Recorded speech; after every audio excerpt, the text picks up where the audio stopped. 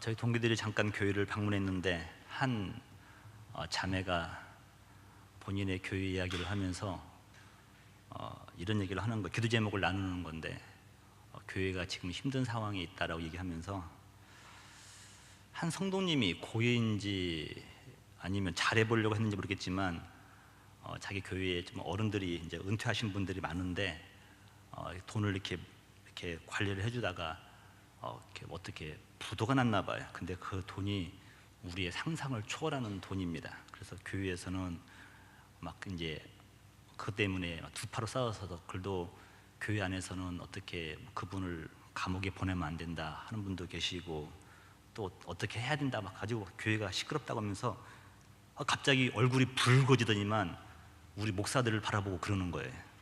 제발 십계명 좀 가르쳐라 그러는 거예요. 속으로 깜짝 놀랐어요.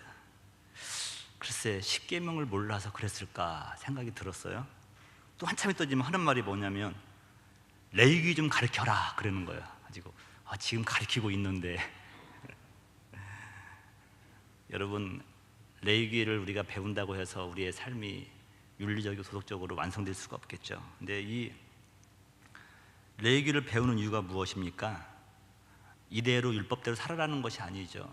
말씀을 배우면서 율법이 우리 가운데 선포될 때 우리가 죄를 깨닫게 되는 겁니다.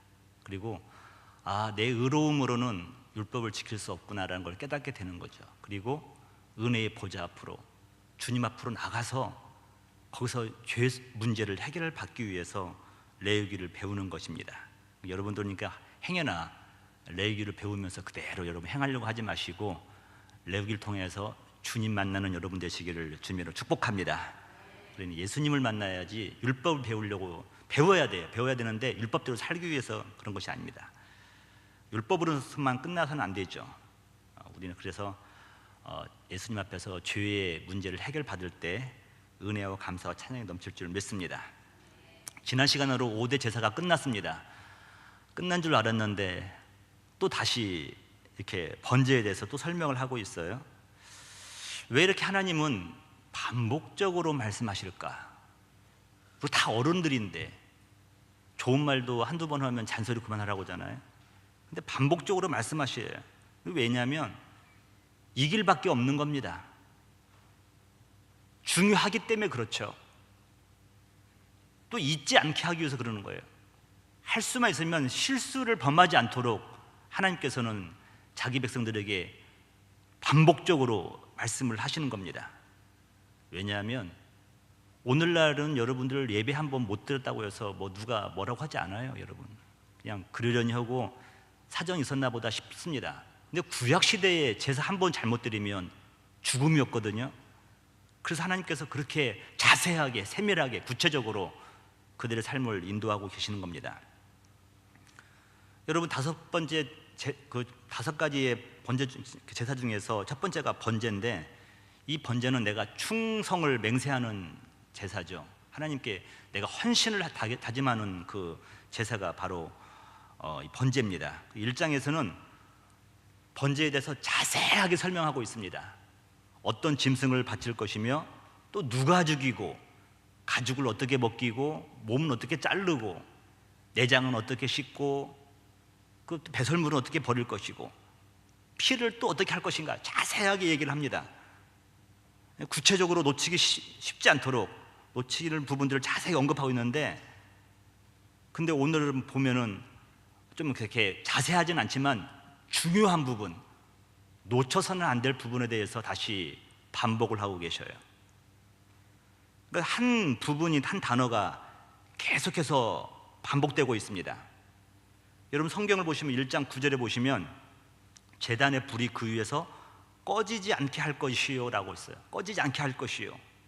또 12절 보니까 불은 항상 피워 꺼지지 않게 할지니 또 13절에 불은 끊임이 없어 제단 위에 피워 꺼지지 않게 할지니라 라고 말씀하고 있습니다. 그러니까 불이 꺼지지 않는다는 것은 매일의 제사를 말하죠. 상번제, 일상적인 매일 드리는 상번제입니다. 이 상번제는 매일 드리는 번제는 양 2마리를 준비합니다. 그래서 한 마리는 아침에 잡아요. 뭐 여러분 아침에 새벽 기도회라고 불러도 괜찮고요, 새벽 예배라고도 괜찮겠죠. 아침에 한 마리를 잡아서 제사를 하고 또 해질녘에 또 한 마리를 잡아서 제사를 합니다. 상번제는 2마리를 매일같이 드리는 거예요. 여러분, 만약에 제단에 불이 꺼진다고 한다면 무슨 일이 있을까요? 만약에 번제단에 불이 꺼졌다고 한다면 어떤 일이 있을까요? 놀랍게도 하나님의 자녀들이 거룩해질 수 있는 방법이 없습니다. 죄사함이 없어요. 모든 인생들이 죄의 짐을 지고 살아갈 수밖에 없는 겁니다. 그렇기 때문에 하나님께서는 모세에게 말해서 아론과 그의 자녀들에게 말하기를 번제단의 불이 절대로 꺼져서는 안 된다는 것을 강조하고 있습니다. 꺼지면 안 되죠. 여러분 잘 아시는 느헤미야, 훌륭한 사람 아닙니까? 아마 유대인들은 어딜 가더라도 이렇게 훌륭한 것 같아요. 다니엘도 포로로 끌려가서 총리를 하잖아요. 근데 이 느헤미야도 바벨론에 끌려갔는데 이 아닥사스다 왕이라고 하는 사람의 술 맡은 관원입니다. 지금으로 말하면 자기 생명을 지키는 비서실장 정도 되겠죠.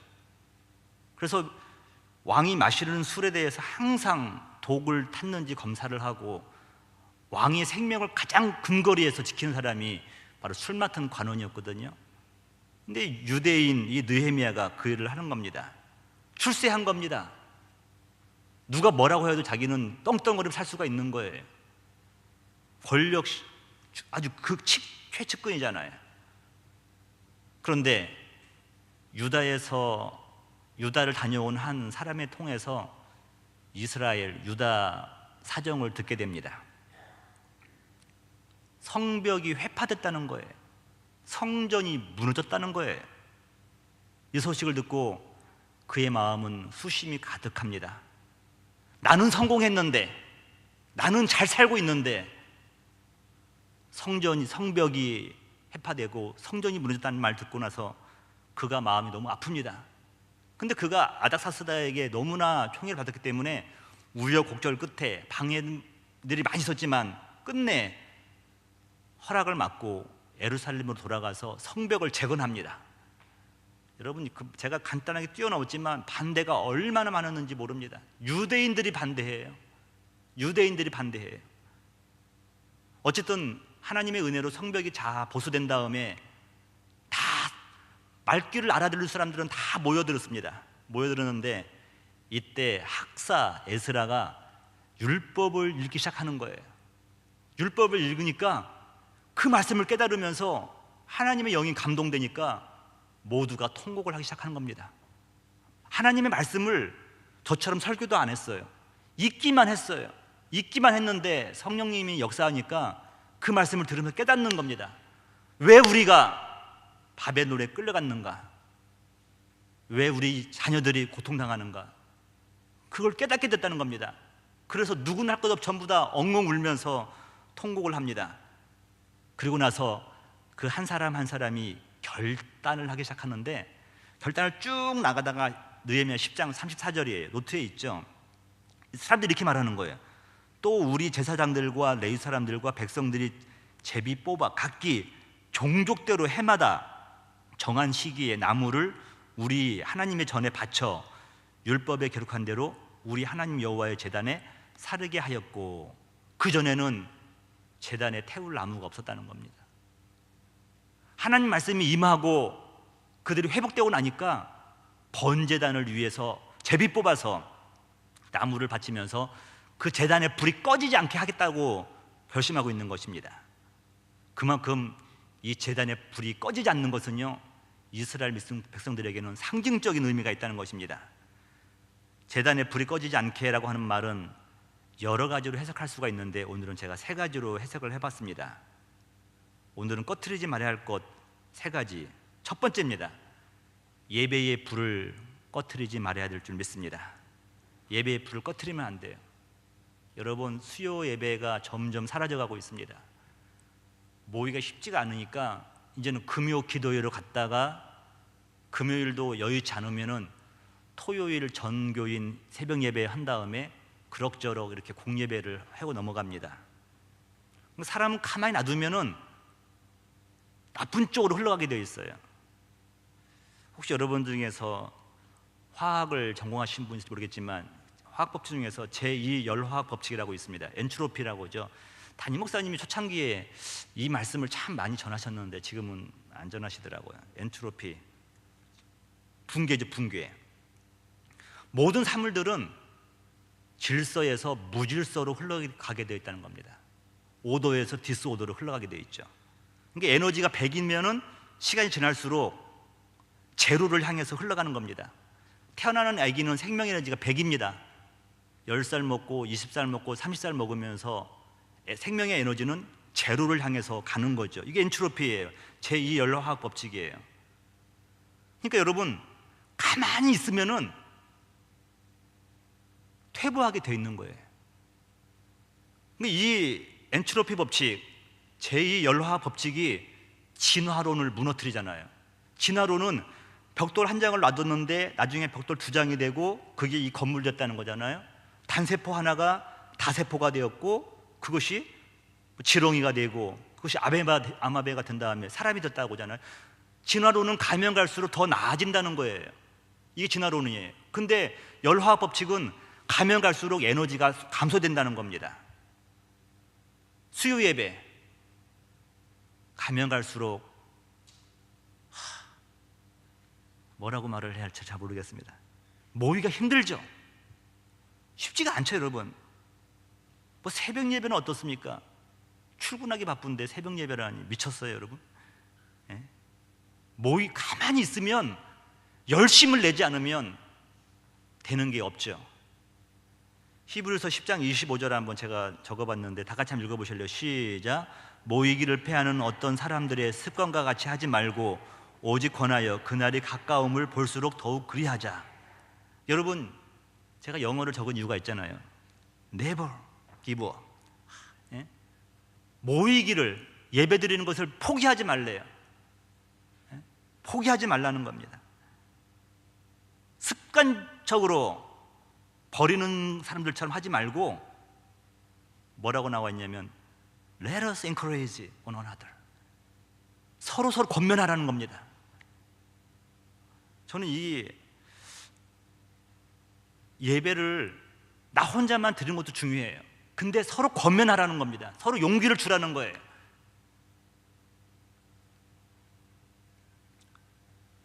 오늘날 담임 목사님께서 지금 이제 총회에 참석하고 계시잖아요. 담임 목사님이 좀 말씀을 전할 때는 좀 흥도가 많이 나오는 것 같아요. 근데 최 목사가 나오면 최 목사님 오늘 하루 쉬어도 뭐 그분이 뭐라고 하겠어? 이렇게 할 수 있다는 거죠. 충분히 이해는 하죠. 근데 서로 용기를 주래요. 서로 강권하래요. 그래서 모이기를 힘쓰래요. 주님 오실 날이 가까워질수록 그 날이 가까워지는 것을 눈으로 볼수록 더욱 그리하자라고 말씀합니다.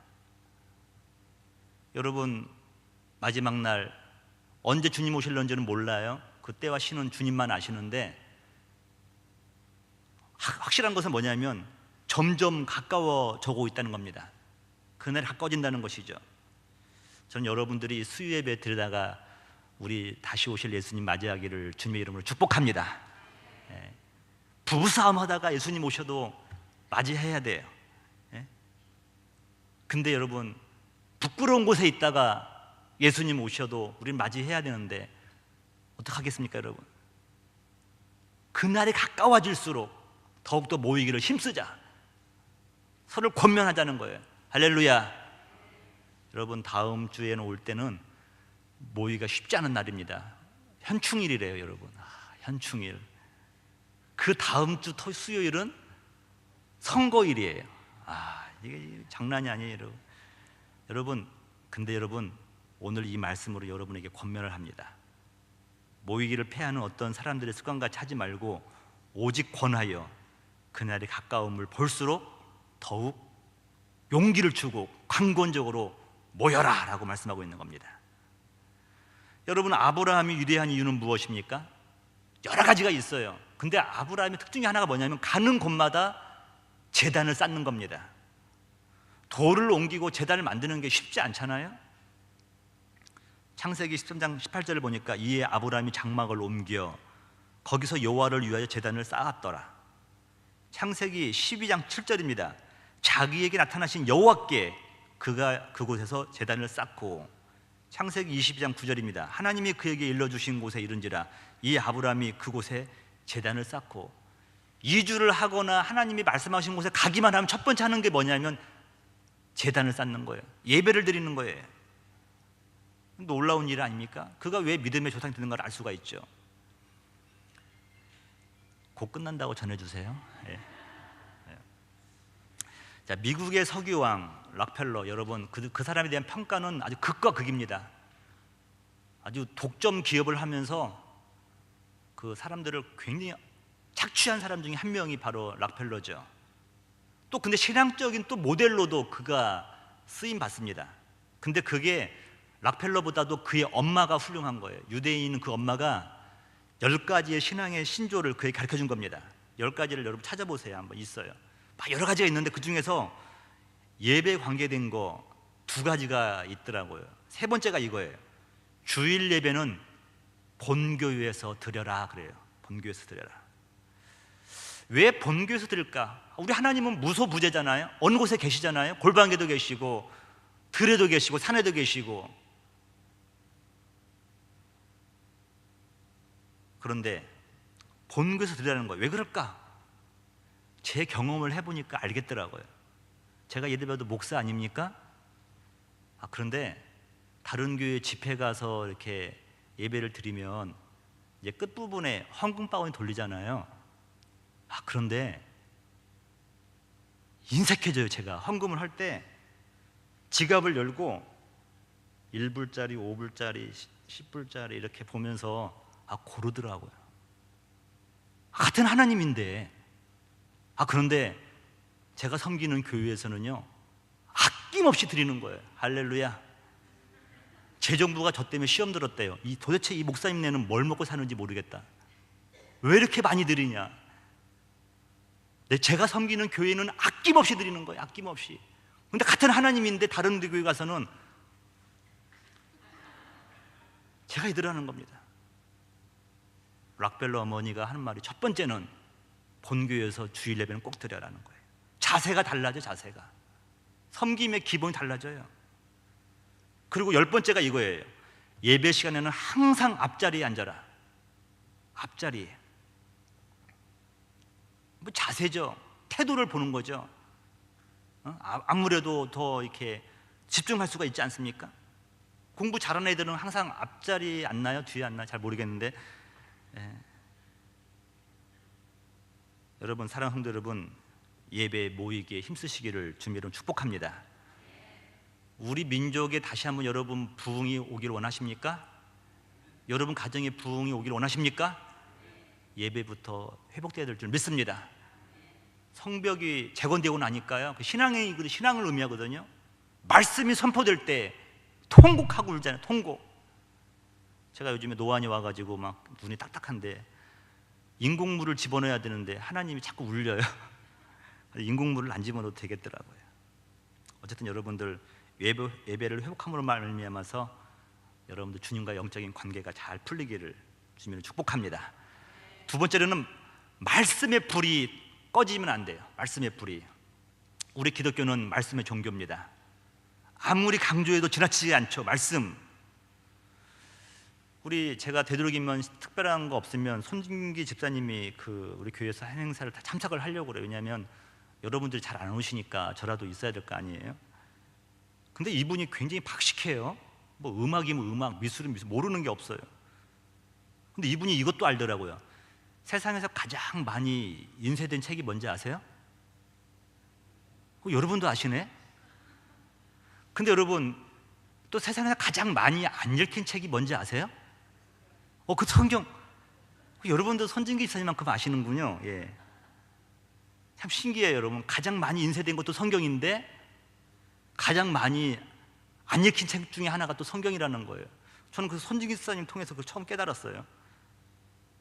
여러분 지금 저희가 아침마다 3분 큐티를 제가 보내드리는데 한 50여 명, 60여 명 하잖아요. 근데 이게 무시 못할 게 뭐냐면 3년이면 성경 일독이에요.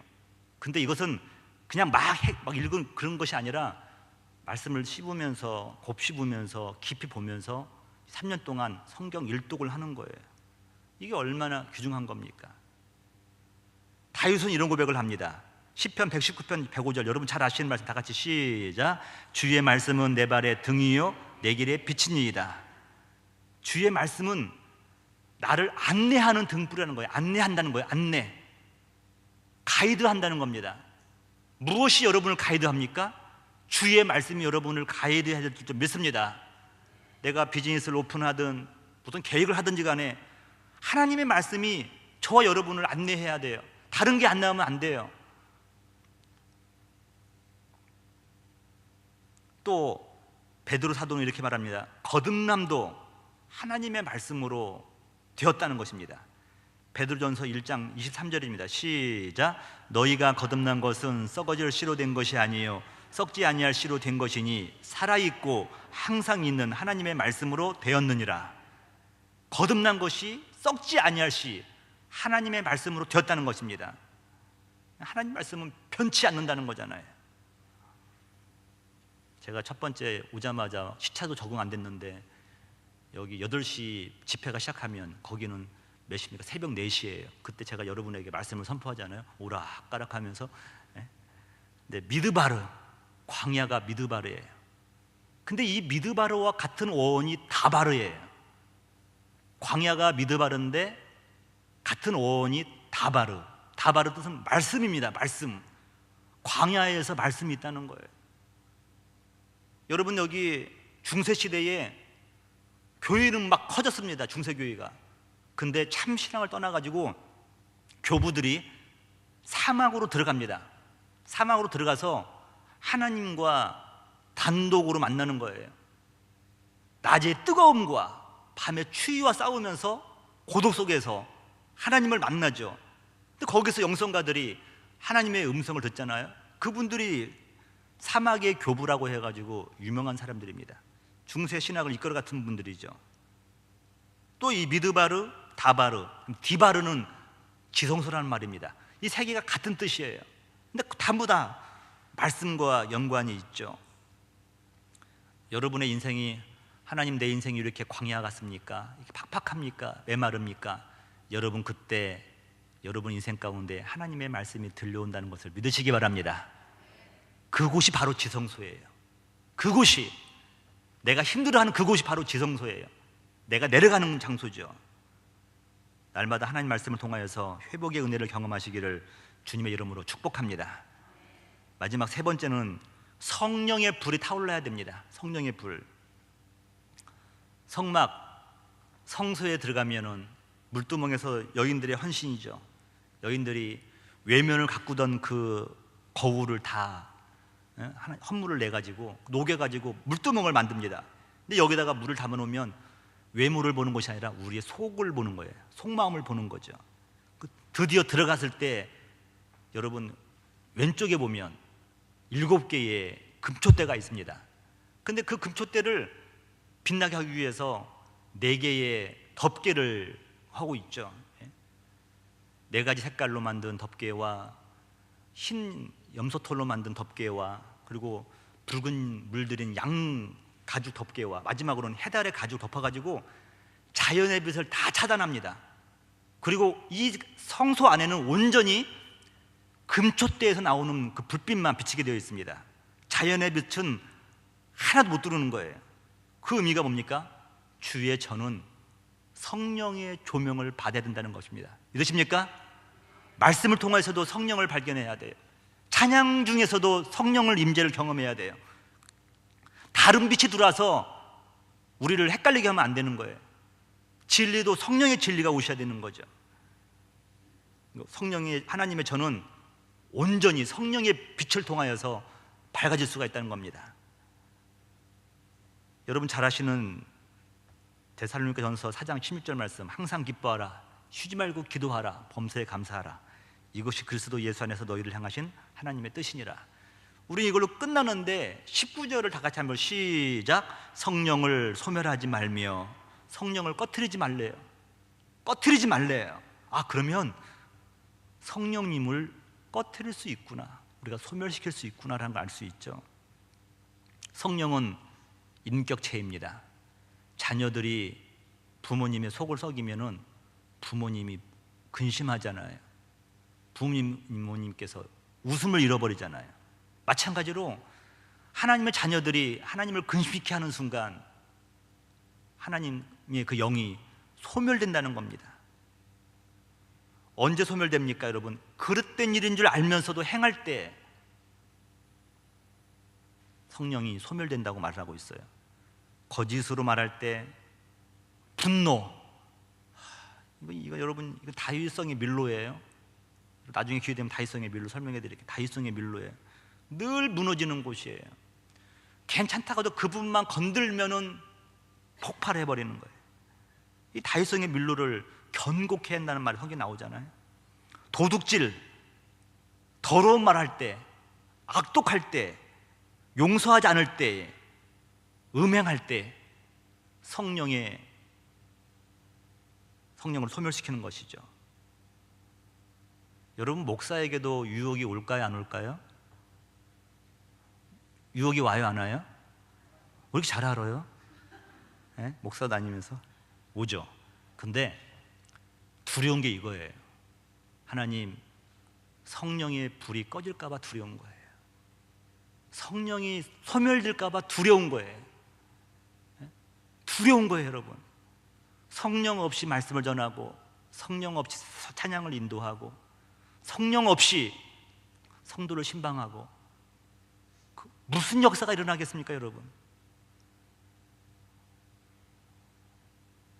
성령이 소멸되는 순간 더 이상 우리의 경건 생활은 유지될 수가 없습니다.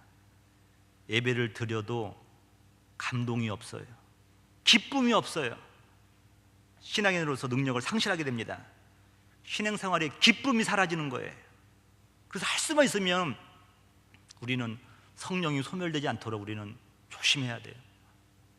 조심을 해야죠. 늘 근데 소모할 만한 일들이 많아요. 제가 부목사 제주도에 살 때 연합 집회를 하는데 강사야 목사님이 욕쟁이 목사님 오셨어요. 강다리 목사님. 그분은 막 등치도 크신 분이, 누가 예배 설교 시간에 막 움직이면 이 검정옷 입은 여자가 문제야, 움직이지 마. 그래서 왜 웃어? 웃는 게 문제야. 막 가지고 성도가 나왔다가 시험 들어서 막 나가기도 하고 막 그래요. 근데 메시지는 너무 은혜로워요. 근데 막 2층에 누가 앉아 있어? 뭐 하고 있는 거야? 막 소리 지르고 막, 그러니까 막. 근데 마지막 집회 시간에 목회자들 다 나오래요. 본인이 같이 그 영성을 위해서 기도해 주겠다는 거예요. 근데 제가 그때 막 은혜를 사모하는 게 있었어요. 가지고 목사님들이 손을 거기 강대상 위에다 손을 다 올렸습니다. 이렇게 여러분 다 올리는데 제가 가만히 있다가 맨 마지막에 올렸어요. 그러니까 제 손을 강다리 목사님이 다 올리고 기도를 하기 시작하는 거예요. 여러분, 이래도 여기 강다리 목사님이 안수한 손입니다. 이게 그분 여기 존경도 받기도 하고 그런 분도 있지만, 여러분 말씀을 정리하면서 간음한 다윗이 두려워한 것이 뭔지 아십니까? 창피한 게 아니에요. 죄가 드러나는 것이 아니에요. 나의 범죄함으로 인해서 하나님이 영이 떠날 것을 그는 두려워하고 있는 겁니다. 여러분들은 뭐가 두렵습니까? 내 안에 성령의 불이 꺼지지 않게 해달라는 것이 범죄한 다윗의 간절한 사모였어요. 우리 다 같이 51장 10절을 읽으면서 한번 우리 읽어보실래요? 다 같이 시작. 하나님이여, 내 속에 정한 영을 창조하시고 내 안에 영직한 영을 새롭게 하소서. 나를 주 앞에서 쫓아내지 마시며 주의 성령을 내게서 거두지 마소서. 주의 구원의 즐거움을 내게 회복시켜 주시고 자원하는 심령을 주사 나를 붙드소서. 아멘.